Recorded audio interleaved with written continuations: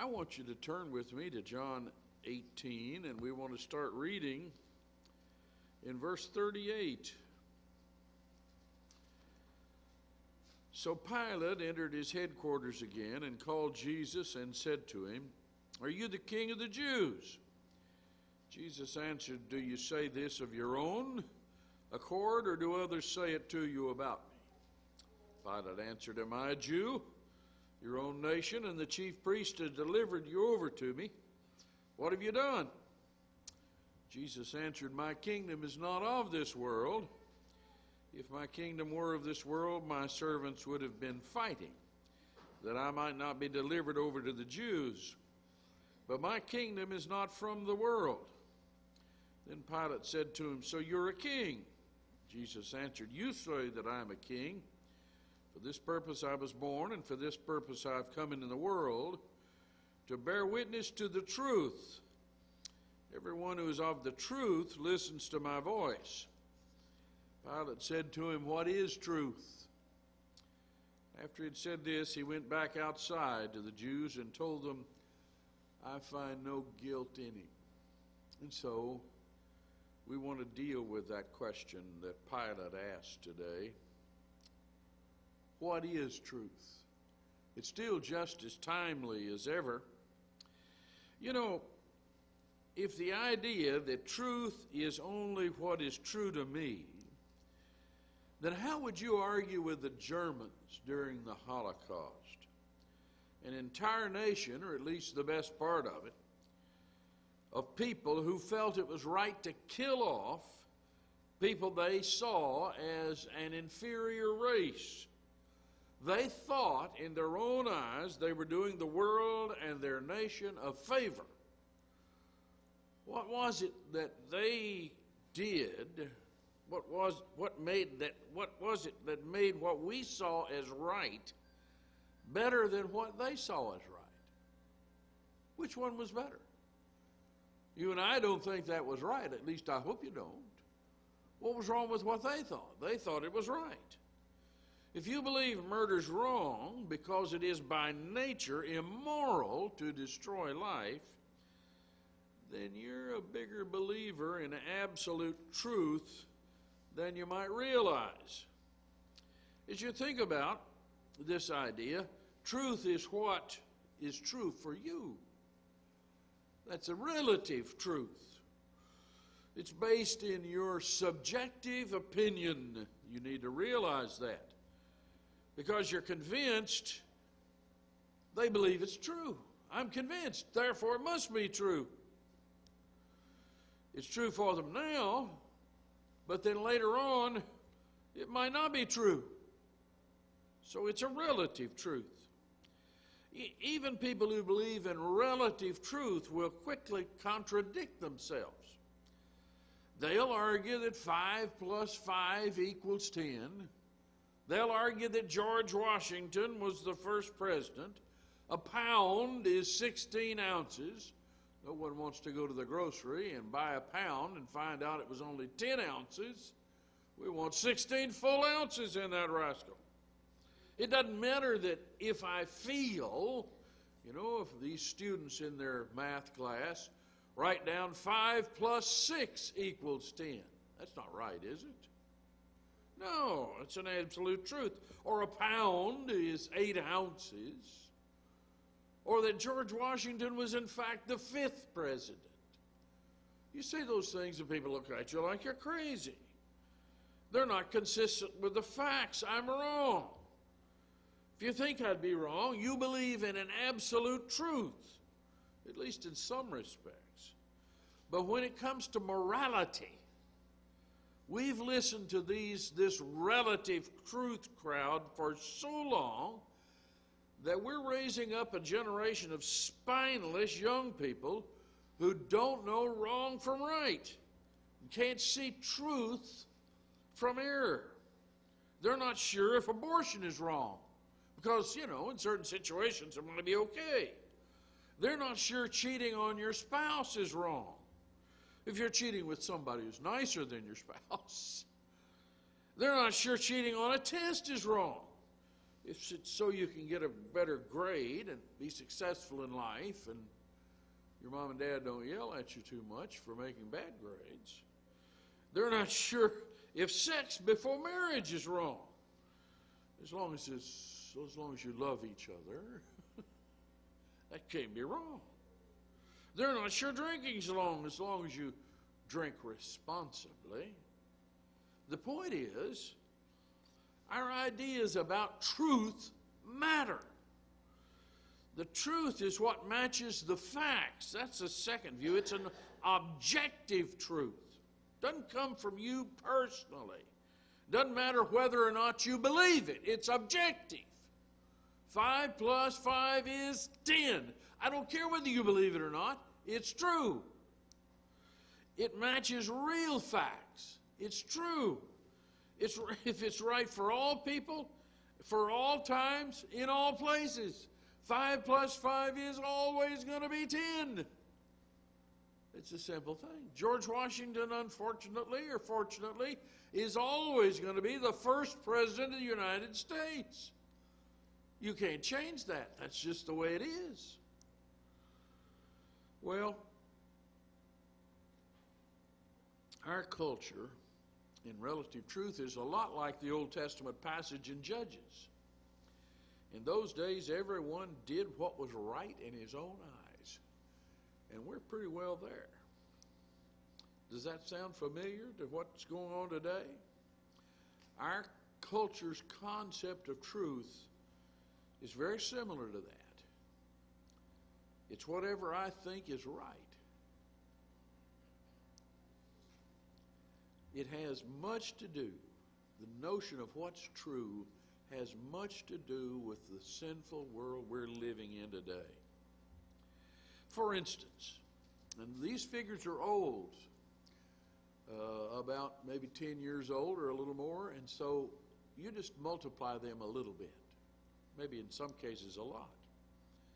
Every day in America, 1,000 unwed teenage girls become mothers. 1,100 teenage girls get an abortion. 4,200 teenagers contract a sexually transmitted disease every day.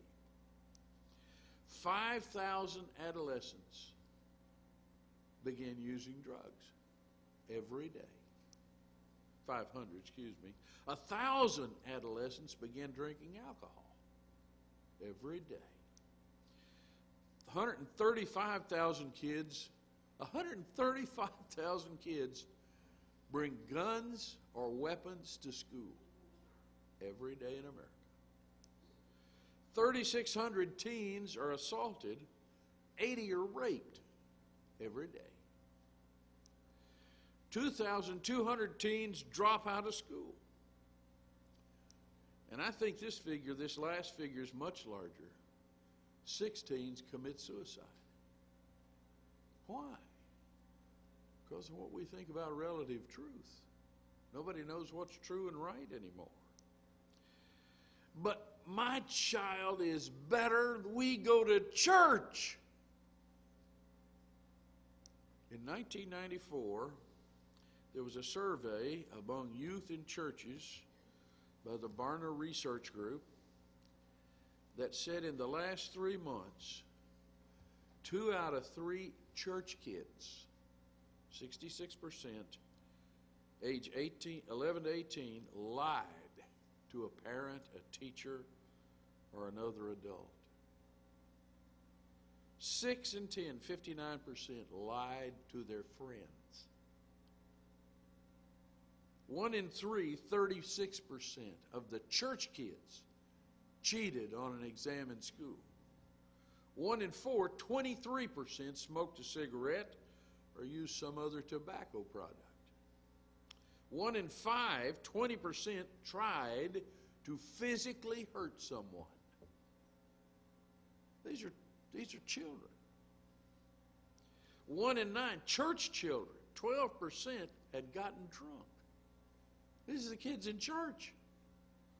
1 in 10, 8% had used illegal drugs. This was in 94. Can you imagine what it is today? Josh McDowell writes in his book, Right from Wrong, it is painfully apparent that many of our own youth have lost the ability to distinguish right from wrong. How do you address this before it infects your own children or the church? He says the government says the solution is better education. They say more prevention programs are going to make a better society. Teach the kids about sex and how to do it, I guess. Educators say the solution is more money. Let's put more money in the schools. That'll solve all the problems. If we pour more money into our schools, we'll produce better kids. Oh, yeah. Activists say the solution is justice. We need to eradicate injustice and oppression. That's going to make everybody better.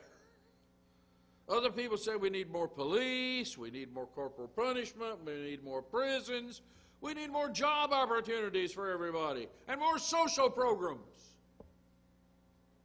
That's going to solve all the problems. Do you see the problem here?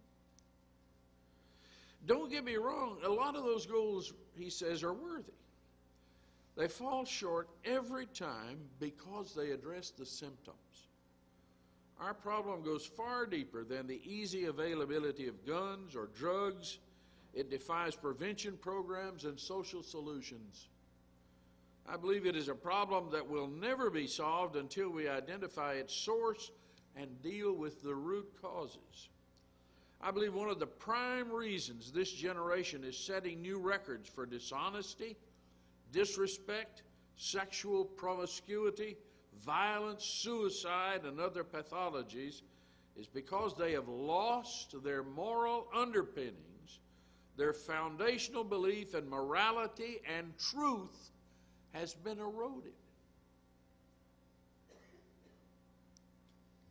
At one time, our society, by and large, explained the universe, humanity, and the purpose of life from the Judeo-Christian tradition. A belief that truth existed and everyone could know and understand it. That has changed drastically. However, our children are being raised in a society that has largely rejected the notions of truth and morality, a society that has somewhere lost the ability to decide what is true, what is right. Truth has become a matter of taste. Morality has been replaced by individual preference.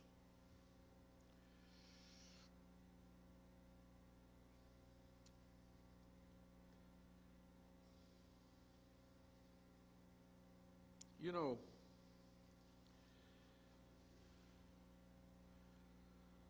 my wife and I, several years ago, many years ago, bought a house. And it was, the church here allowed us to do that. We'd found an old house, didn't have air conditioning, had the oldest furnace you ever saw in your life. It was cold. Several of you who have spent the night with me will testify that it was cold. One or two people referred to the room I put them in as the meat locker. But in addition, the roof was coming down. Chimney, the ceilings, indoor ceilings were water stained. We spent an awful lot of time, effort, and energy and sweat pulling wallpaper off the walls, sanding the ceilings, putting on new roofs, and have continued that through the years. But you know, you can look at things like that and you can fix the roof, and you know, you might need some paint, and you can do some updating and some repairs. But if you go down to the basement, and the basement looks like an earthquake hit it, and the floor's cracked, and there's a puddle of water over in the corner, and the walls are cracked, you got a space about like that in between the block, maybe in the walls, you got a problem. And it's going to take more than paint and putty to fix. The foundation is messed up. You don't buy a house that has a major foundation problem. I looked at, I just remembered I had a little extra money a few years ago, and I thought, well, I'll go buy a house and we'll make a fortune on it. We looked at this house, and it looked pretty good. And finally, the realtor, person who was showing us, said, now, it's got some termite damage. Right away, where is that? Well, that's in the joists in the floor. So the floor is about to fall out from under you if you step too heavy in spots. Oh, no, I'm not ready to replace the whole foundation of the house. We're living in a culture that's addicted to drugs and sex and lies and violence and abortion and alcohol. And our problem is the root problem. It's the basement. David said in Psalms 11 and verse 3, if the foundations be destroyed, what can the righteous do? We need to rebuild the foundation. It takes a lot of work. As you think about it, think about what is truth. That's what we're here to decide. The first thing you need to realize is that God is truth. We live in a different age than man lived in centuries ago. Over the centuries and decades, at varying rates, depending on where you live, varying philosophies have impacted us. But we used to be a people who believed that God is the answer. God is the truth and determines truth for us, believing we ourselves need some advice. And so God's the advice giver. But over the years, we've moved from theism, the belief in God as the advice giver, to humanism. The idea that, I have the answers. God used to be at the top, but now man has removed God from the pedestal and placed himself and his own ideas on the top. Man is the determiner of truth. God himself is truth, and all members of the Godhead are described as truth. God cannot lie. And man has an objective standard by which to measure right and wrong. Notice a couple of passages. Deuteronomy 32. He is the rock. His work is perfect. For all his ways are judgment, a God of truth and without iniquity. Just and right is he. I'm not smart enough. God's my truth.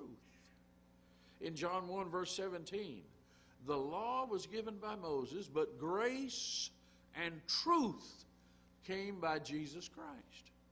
So the first place we need to start is the realization, am I the source of truth? Subjectively, whatever I think up today, whatever I dream is the truth? Or is God the truth? Once we've decided that, you need to realize that, excuse me. I wanted to mention one other passage, and that's the passage that Evan read at the outset. When John 16, if you don't remember, when he, the Spirit of truth, has come, he will guide you into all truth. And so here you have Deuteronomy, that's God. In John 1:17, you have Jesus as the source of truth. And in John 16, you have the Spirit as the source of truth. When he, the Spirit of truth, has come, he will guide you into all truth. He shall not speak of himself. Whatsoever he shall hear, that shall he speak, and he will show you things to come. But since God is truth, it's obvious that he must come up with some medium by which to communicate this truth to us. John 17 and verse 17 says, thy word is truth. And Psalms 19 verse 7 says, in this particular instance, the law of the Lord is perfect, converting the soul. The testimony of the Lord is sure, making wise the simple. The statutes of the Lord are right, rejoicing the heart. The commandment of the Lord is pure, enlightening the eyes. The fear of the Lord is clean, enduring forever. The judgments of the Lord are true and righteous altogether. So God is on the pedestal, and He's communicating to us through His commandments, His law, His judgments, so that we can live our life and our eyes be enlightened. Think with me just a little bit further.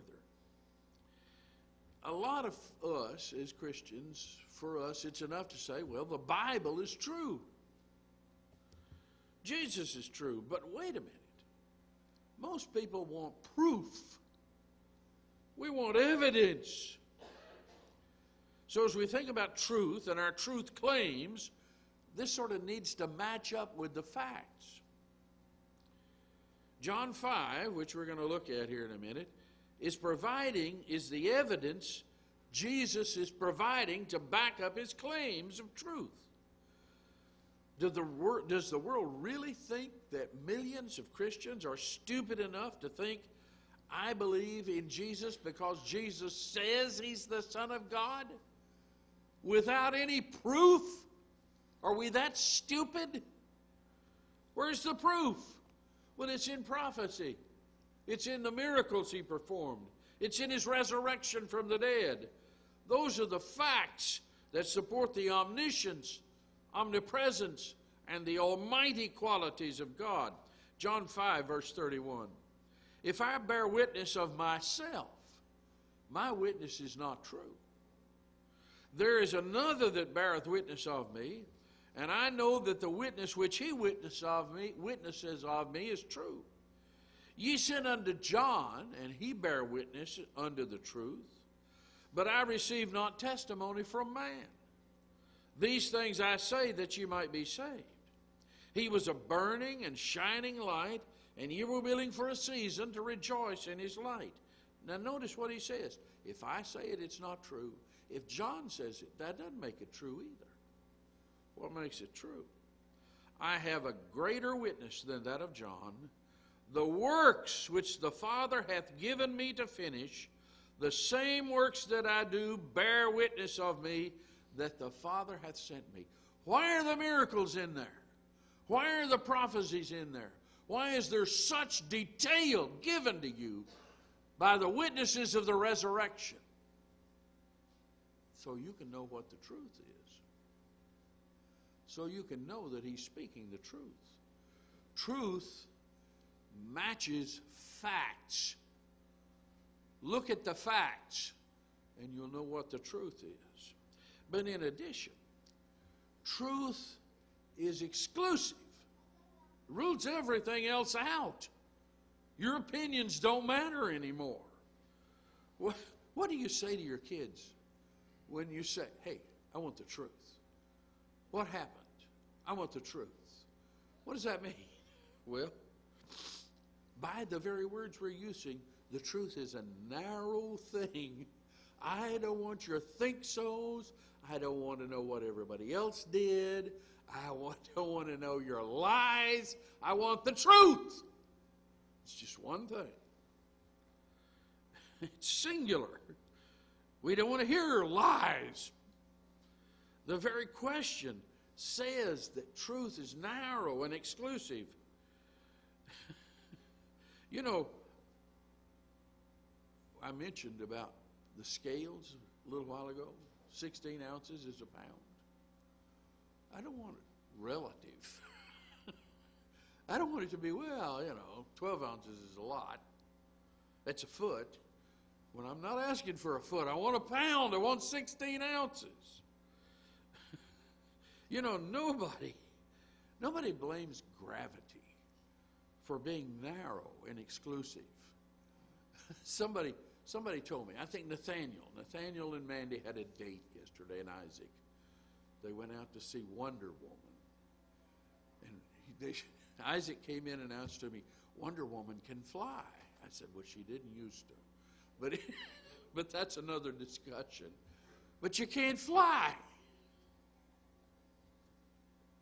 That rule about gravity is very narrow and exclusive. Try flapping your arms, try snapping her whip all you want to, and you can't fly. You get up there in the air, jump off, you're going to hit the ground splat, just like everybody else. We understand that. Nobody gets mad at saying that the U.S. declared its independence on July 4th, 1776. That ruled out the 5th, and it rules out the 3rd, and every other day. It's narrow, it's exclusive. The truth is one thing. You know, Rita back there used to teach my kids piano. And, you know, on piano, there's a middle C.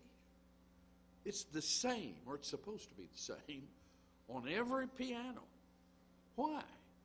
Well, the noise that makes is a frequency. And it's a standard frequency everywhere it goes. I know of piano tuners who can't play the piano, but they have an instrument that will tell them whether that middle C is hitting the right frequency. Do you get mad at that? It's very narrow. It's just one frequency. Those are facts. They're exclusive. They rule out every other option. Certain spiritual truths are exclusive too.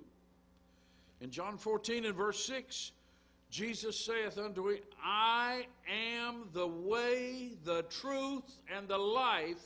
No man cometh unto the Father but by me. That's exclusive.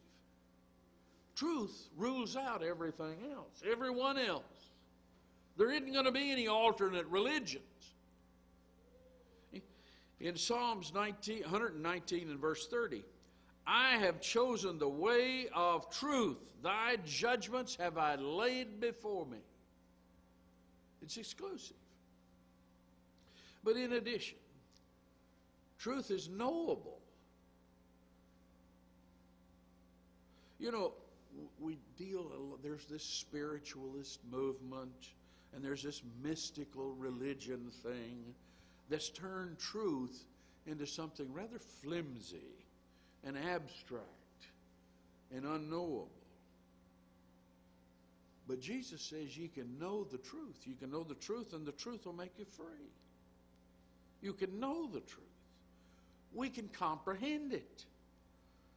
For that reason, 2 Timothy says he expects us to rightly divide the word of truth. Because it's possible we can be led into error. You can know math facts, you can know historical facts, you can know scientific facts, just like you can know spiritual facts about God, Jesus, His church, and His will. We can ascertain the truth. It's not mysterious, mystical, flimsy.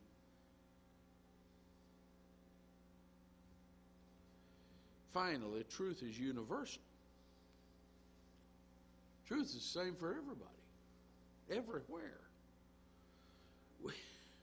We've adopted the goofy idea that Christians get saved by God one way, and that Buddhists get saved another way, and Muslims get saved another way, and Jews get saved another way. And all the other people just get saved generally. That makes the truth regional, racial, divided. The world is teaching us that truth is situational. It's dependent on culture and circumstances. It's okay to steal if it's a poor mom who just got laid off and is trying to provide for her kids. It's okay to steal then. It's okay to revolt against police officers if you've got a good enough reason. With God's word, the standards are the same for all men everywhere.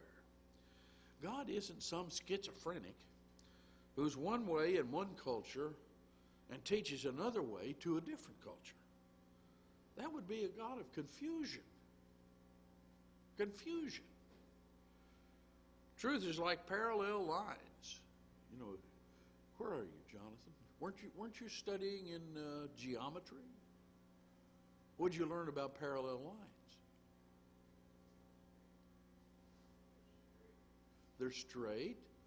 Do they ever meet? They never do. They go right on straight forever. Truth is like that. It doesn't cross. It doesn't contradict itself. It's consistent in all places, in all times. When you're on vacation, there's still the truth. When you get to Europe, there's still the truth. When you get to college, there's still the truth. God's law about honesty hasn't changed. His expectation on sexual relationships haven't changed. His will concerning the family hasn't changed despite our progressive notions. You don't have any business marrying somebody you shouldn't be married to. You don't have any business marrying someone of the same sex. When we make such claims, we are misunderstanding the very bedrock of truth. What is truth? Is it just as you make it up? And finally today in 2 Timothy 2, verses 3 through 5. Thou therefore endure hardness as a good soldier of Jesus Christ. No man that warreth entangleth himself with the affairs of this life, that he may please him who hath chosen him to be a soldier. And if a man also strive for masteries, yet is he not crowned, except he strive lawfully. You know, if you're running in a race, you don't get to make up the rules that say, hey, coming in fourth is just as good as first. Sorry. You have to strive according to the rules. And you know what else? Usually those races are run sort of on a track in a circle. You don't get to cut across the middle. You have to strive lawfully. So this morning, the Lord tells you, in order to be saved, you have to believe that He is. You have to believe that His Son has come here and has given His will for you. You have to believe that. He's died for you. You have to confess. You have to admit that you believe that and keep on confessing it throughout your life. You have to turn away from your sins, which He's defined for you pretty well. And you have to be baptized. Man strives for masteries can only succeed if he strive lawfully, according to the truth. Come while we stand and sing.